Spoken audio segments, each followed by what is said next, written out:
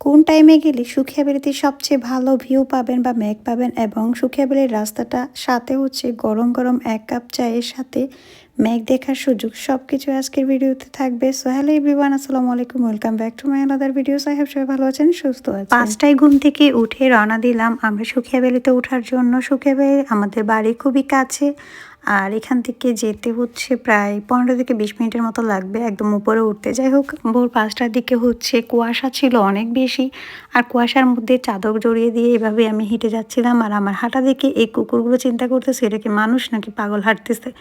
যাই হোক, কতক্ষণ যাওয়ার পর হচ্ছে এবার পাহাড়ে ওঠার পালা। আর পাহাড়ে উঠতে পারতেছিলাম না, অনেক বেশি টায়ার্ড হয়ে যাচ্ছিলাম, যার কারণে লাঠি এক মারতো ভরসা। তো লাঠি একটা ভার করে নিয়ে হচ্ছে চলে যাচ্ছিলাম পাহাড়ে। অর্ধেক যাওয়ার পর আবার একটু এনার্জি ফিরে পেলাম। এই যে দেখতে পাচ্ছেন, একটা দৌড় দিয়ে হচ্ছে আমি যাচ্ছিলাম। এই সুখিয়া পাহাড়টা হচ্ছে কিছুটা সমতল, কিছুটা উঁচু নিচু পাহাড়, এরকম মানে বেশি উঁচু না যদিও বা। তো একটু রেস্ট করে করে যাচ্ছিলাম। এর মধ্যে অর্ধেক রাস্তা দেখতেছি সূর্য মামা উঁকি দেওয়া শুরু করছে। চিন্তা করতেছিলাম আসলে গিয়ে কি মেঘ পাবো। যাই হোক, বেশিরভাগ ওঠার পর হচ্ছে এখানে আরও কয়েকটা কটেজ আছে। এই কটেজ বলবো নাকি এটাকে রুম বলবো, যাই হোক এই জায়গাটা হচ্ছে অনেক বেশি সুন্দর। এখান থেকে মেঘ অনেক ভালো করে দেখা যায়। আমরা পাহাড়ে উঠতে উঠতে ৬টা বেজে গিয়েছে, আর ৬টা বাজে মানে ভোর ৬টা বাজে মেঘের অবস্থা দেখুন। জাস্ট কি বলবো, মেঘের জন্য কিছুই দেখা যাচ্ছিল না। এখানে আকাশ আর মেঘ একসাথে হয়ে গেছে।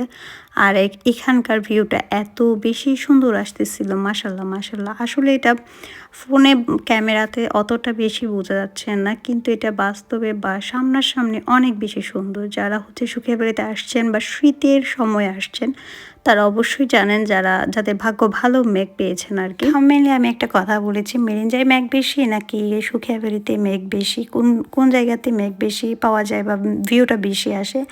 আমি যেহেতু মেরিঞ্জা এবং সুখিয়াবেলি দুটোতেই আসছি, আর আমার বাড়ির পাশে, আমি ওই এলাকার মেয়ে, সো আমার কাছে মনে হচ্ছে সুখিয়াবেলিতে মেঘ একটু বেশিক্ষণ থাকে। ভিউটা অ্যাভারেজ, দু জায়গায় হচ্ছে ভিউ পাওয়া যায়, মেঘ পাওয়া যায়, কিন্তু আপনার সুখিয়াবেলিতে মেঘ অনেকক্ষণ থাকে আমার কাছে মনে হলো। কারণ আমরা এখান থেকে নামতেছিলাম 8:30টার দিকে, তখনও হচ্ছে মেঘ ছিল এখানে।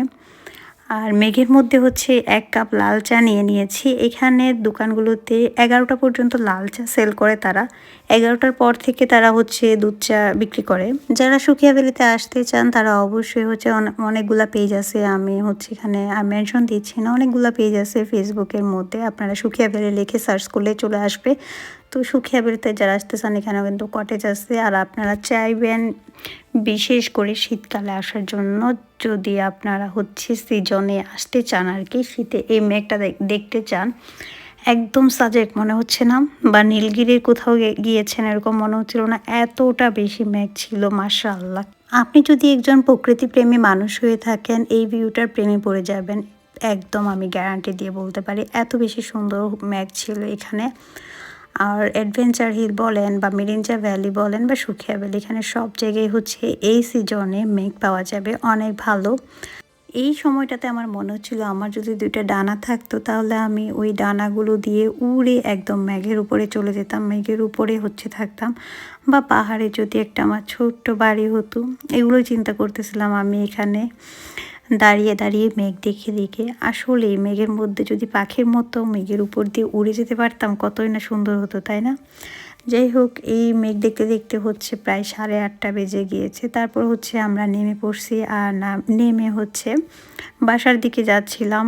আর এই রাস্তাটা দেখুন কতটা সুন্দর। আমাদের লামাতে মেরিঞ্জা ভ্যালি, সুখিয়া ভ্যালি যেমন সুন্দর, লামার আঁকাবাঁকা রাস্তাগুলো কিন্তু আরও বেশি সুন্দর, তাই না? দুই পাশে হচ্ছে গাছ, মাঝখানে সুন্দর রাস্তাটা।